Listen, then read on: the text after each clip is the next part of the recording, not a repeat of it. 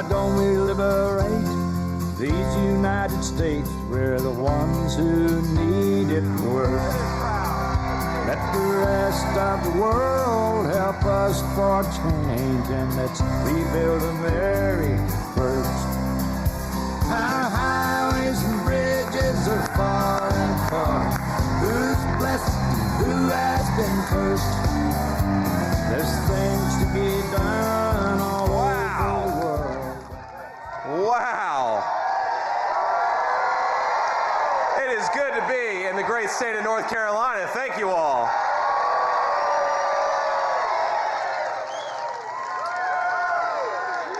Now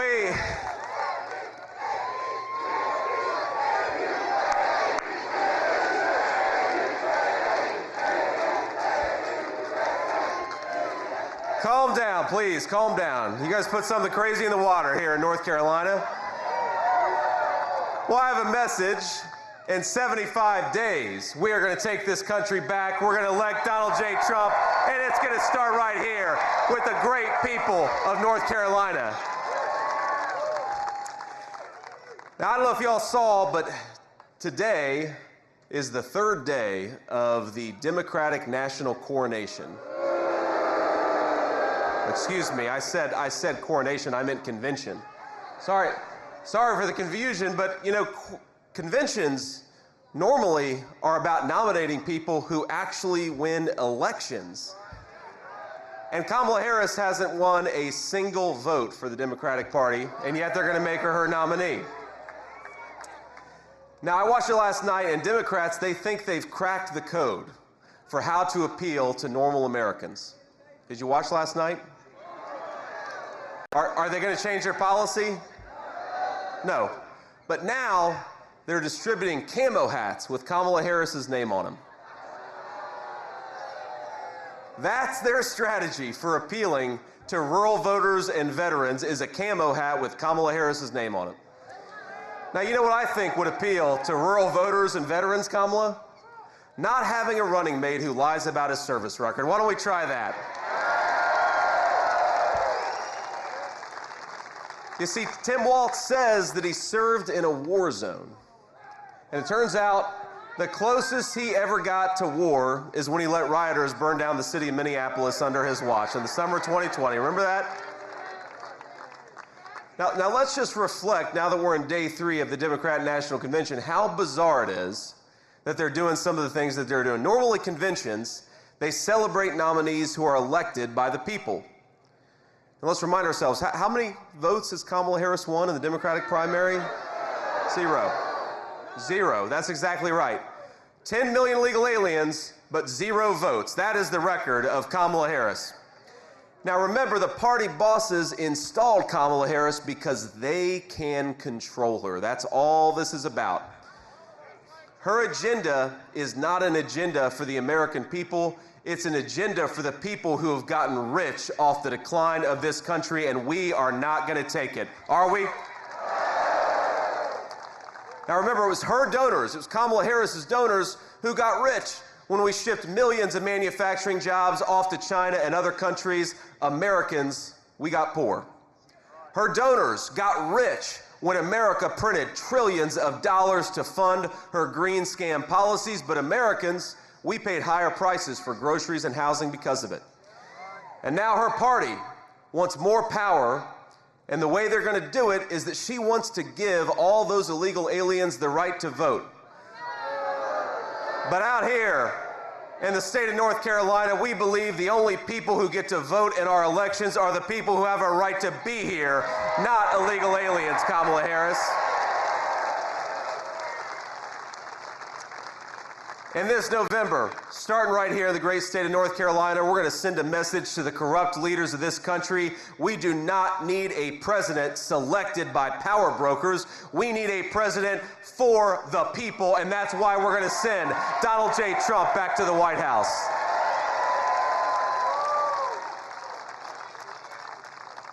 There is so much at stake in this election. Think of everything that this country has endured over the last 4 years of Kamala Harris's broken leadership. Prices are up and wages down. Our borders are wide open, but we've had a lot of factories closing down. Fentanyl is available on every street corner from North Carolina to Wisconsin, but it is impossible for young Americans to find an affordable home to raise their families in. Now, Donald J. Trump represents something that so many in this country need right now, and I think it's important to recognize it. We need hope in the United States of America. Hope that we can reignite this economy and bring back prosperity to American citizens. Hope that we can raise our kids in secure neighborhoods and safe streets. Hope that we can renew the patriotism that binds us as a country together, one nation under God.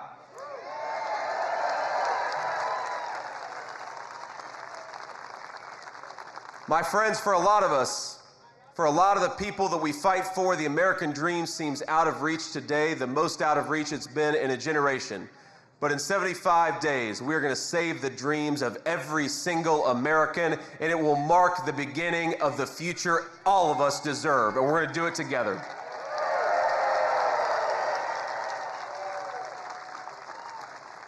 Now, we're here to talk about national security today, and saving the American dream, let's be honest, it starts with peace.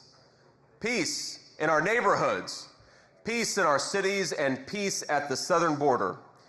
Lord willing, we bring back the leadership of Donald J. Trump, we're going to have peace all over the entire world. He did it once before, and I think he's going to do it again.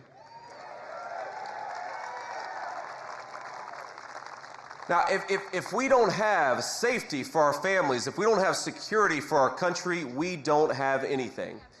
And I'm a firm believer that when we talk about national security starts right here at home, right here in the great state of North Carolina. And there's been no greater area where Kamala Harris has failed to deliver peace and national security than at the American southern border. It is a disgrace, my friends. I cannot believe how bad it is. Now, the media will lie to you and tell you that she was never the border czar. You heard that? Even though they all said she was the border czar for 3.5 years. And remember that as border czar, Kamala Harris has allowed a literal invasion of this country, more than 10 million illegal aliens, and she's refused to deport the people who are already here. So that makes about 25 million illegal aliens that are in this country right now. Now, our brave Border Patrol officers, they beg for her support. I was down there at the southern border and I saw it. Giant sections of President Trump's border wall sit right there, rusting, waiting to be installed, but she refuses to do her job. And you think it's bad now? If we give Kamala Harris a promotion and make her the President of the United States, the southern border is going to look like Walmart on Black Friday, ladies and gentlemen. It's going to be no good. No fun at all. Now, while she offers amnesty for the people who've broken our laws, we have a different message. President Trump and I have a different message. To all the criminal illegals who flooded across Kamala's wide open southern border, pack your bags because in 6 months you are going home.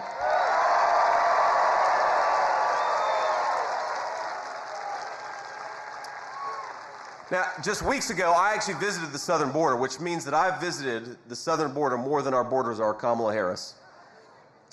I saw where little girls are trafficked by the drug cartels, some of the most vile people in the world taking advantage of innocent little children and making money off of them. I met a rancher who endured violent criminals raiding his land, just a rancher in Arizona trying to get by.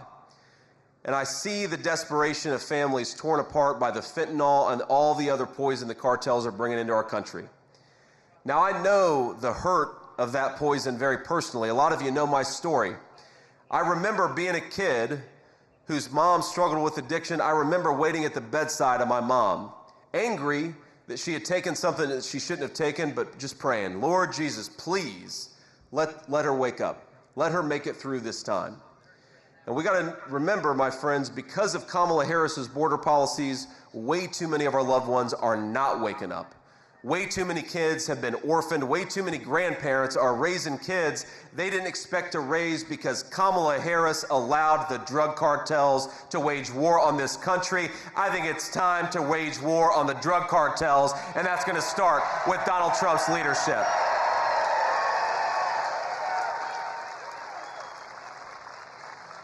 Now, the president's going to be here in just a few minutes, but I almost feel bad for him because this is not the first time that Donald Trump is going to have to clean up somebody else's mess.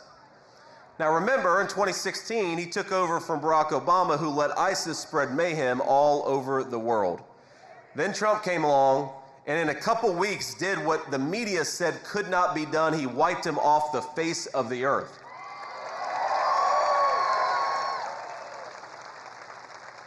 And remember, when we win this November, and it's going to start right here in North Carolina, I think the cartels are next. We're going to do just to them what Donald Trump did to ISIS.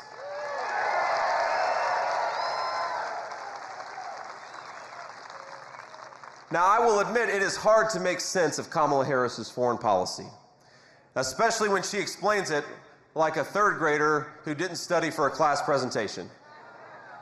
Have you ever seen Kamala talk about the Ukraine-Russia war?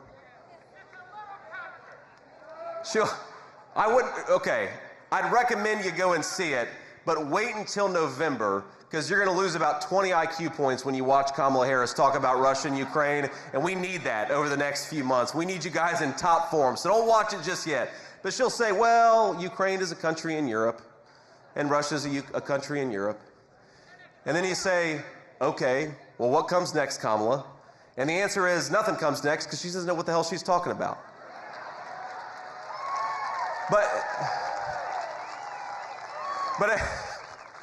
But if you want to give her the benefit of the doubt and understand her foreign policy, remember that she bragged on CNN about playing a key role in the disastrous withdrawal from Afghanistan.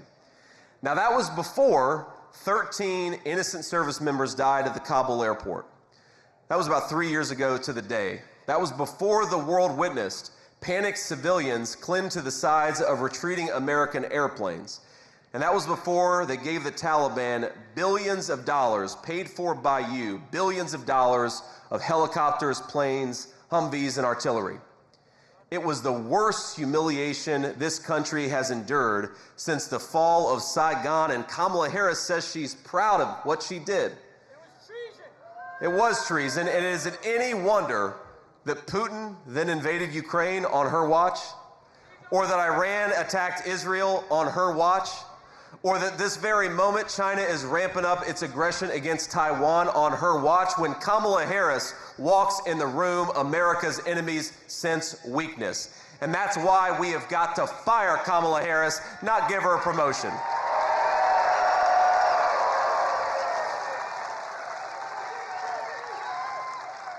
Now, she wants to represent America all over the world, but she's terrified to face a friendly media. Does anyone think that the person who runs from the friendly American press could stand up to Vladimir Putin or Kim Jong-un or Xi Jinping? Of course you couldn't. So if you believe that a strong America requires a strong leader, I've got a recommendation for you. Why don't we re-elect President Donald J. Trump?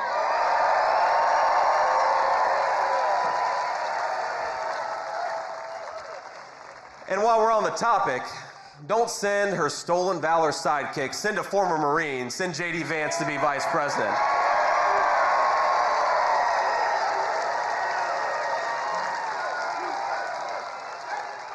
We got some Marines out there. Semper Fi.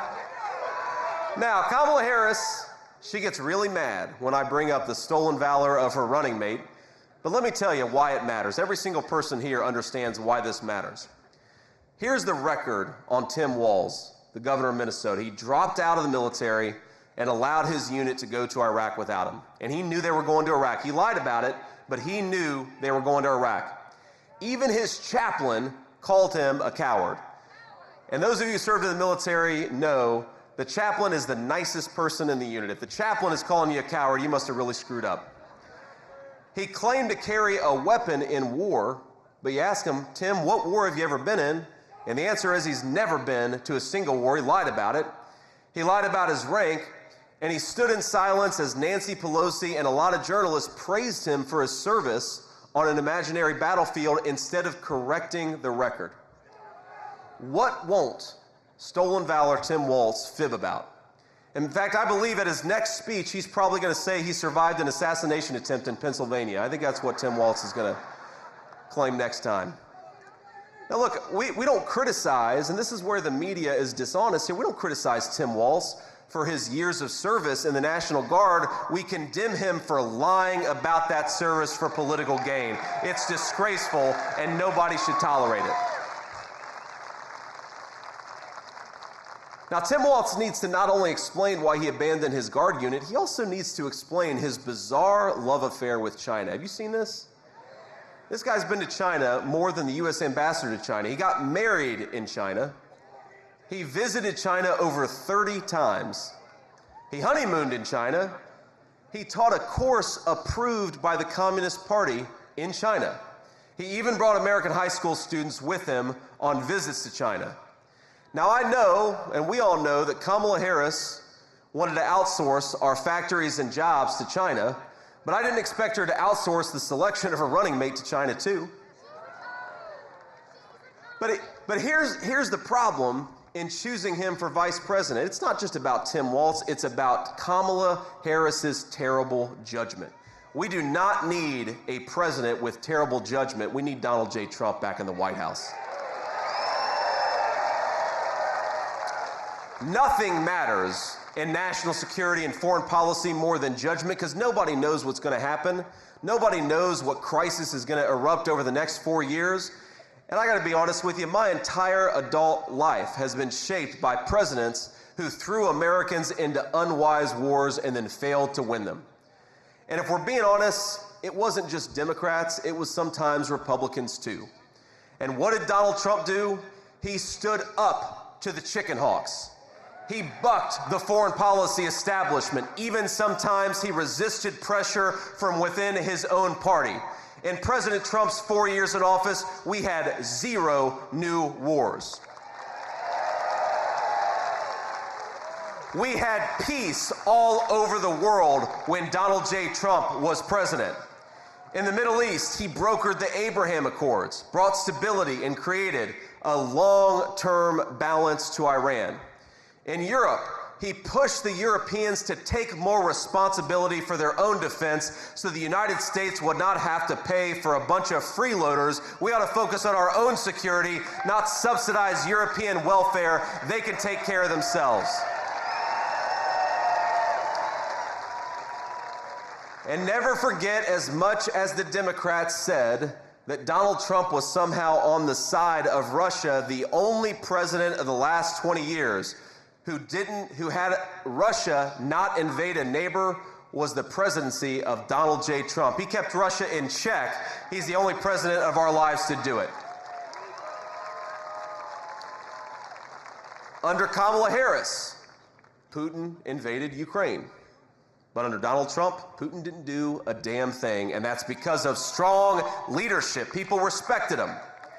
And that's, by the way, my friends, why we were able to defend our own border, is because Donald Trump didn't have us distracted by fighting wars that we had no business being involved in. We got to focus on our own border right here at home. That is the Donald Trump principle, and that's what we're going to bring back to the White House.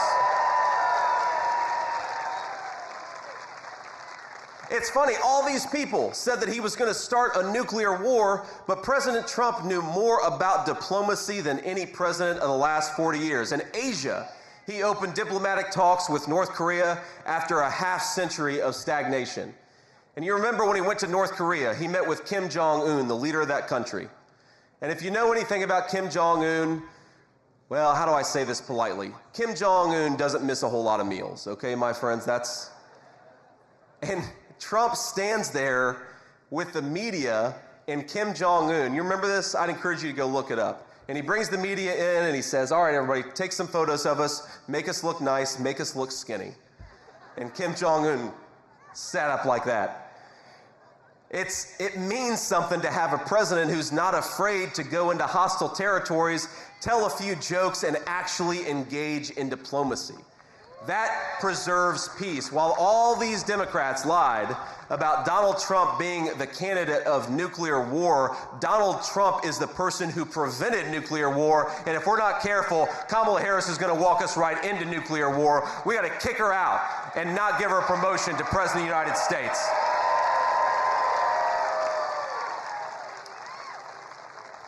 And maybe the most important thing Donald Trump did is he began the process of ending America's economic reliance on China. The most important thing, because Donald Trump understands economic security is national security. The whole world knows that China doesn't have better workers than America, but they're willing to lie, cheat, and steal to win. They lied about unleashing COVID-19.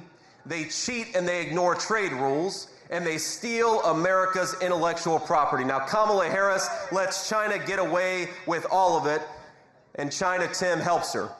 Donald Trump isn't going to let China steal a damn thing. He's not going to let them steal our factories, not going to let them steal our jobs, not going to let them steal the American dream from American workers. Donald Trump will not allow America to be dependent on Chinese medicine for our children.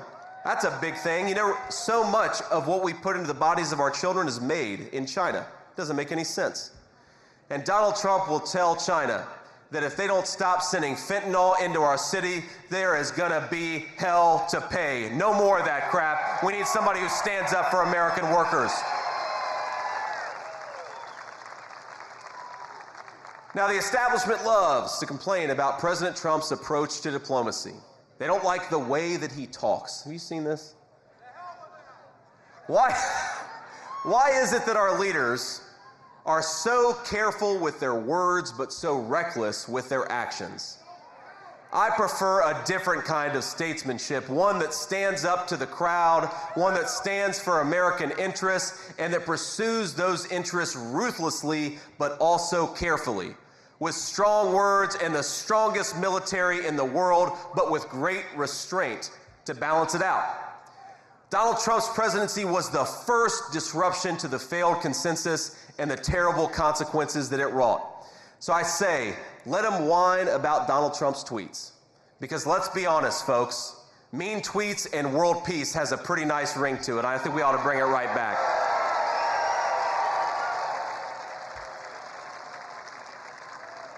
We have got a once-in-a-lifetime opportunity to re-elect a man who's proven he's too big for the deep state bureaucracy.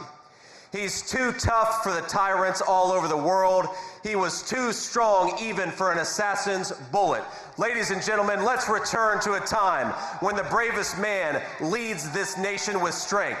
That man is Donald J. Trump. He was the once president of the United States, and we in North Carolina, we're going to make him the future president of the United States. God bless you, North Carolina.